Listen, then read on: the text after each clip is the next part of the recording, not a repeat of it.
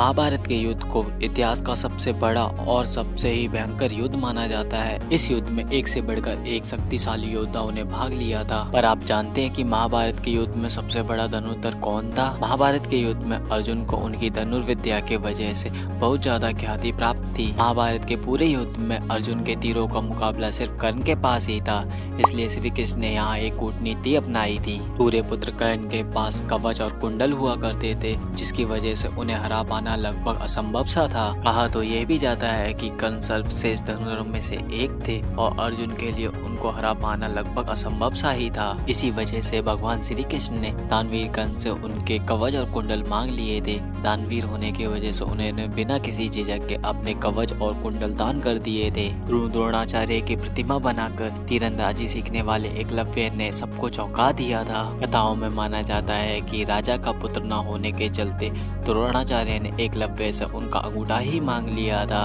और एकलव्य ने अपने गुरु द्रोणाचार्य को उनकी गुरु दक्षिणा में अपना अंगूठा दे दिया था। महाभारत के युद्ध में कर्ण को सबसे महान धनुर्धर माना जाता है, क्योंकि कर्ण के तीरों से अर्जुन का रथ कुछ कदम ही पीछे हट जाता था। यह हैरान करने वाला इसलिए भी था क्योंकि उनके रथ पे तीनों लोगों के स्वामी भगवान श्री कृष्ण विराजमान थे। भगवान श्री कृष्ण के रथ पर श्री कृष्ण के अलावा हनुमान जी भी विराजमान हुआ करते थे, इसलिए अगर उनके रथ को कोई भी एक कदम भी पीछे कर देता है तो ये बहुत ही बड़ी बात मानी जाती थी। इसी कारण के वजह से भगवान श्री कृष्ण ने भी कर्ण की प्रशंसा करते हुए उसकी तारीफ की थी। इसलिए दानवीर कर्ण को महाभारत के युद्ध का सबसे महान धनुर्धर माना जाता है और उन्हें विश्व का सबसे बड़ा दानवीर भी माना जाता था, जिन्होंने बिना किसी झिझक के एक बार में ही अपने कवच और कुंडल दान कर दिए थे, जबकि उन्हें ये पता था कि इसके बिना उनके प्राण भी जा सकते हैं।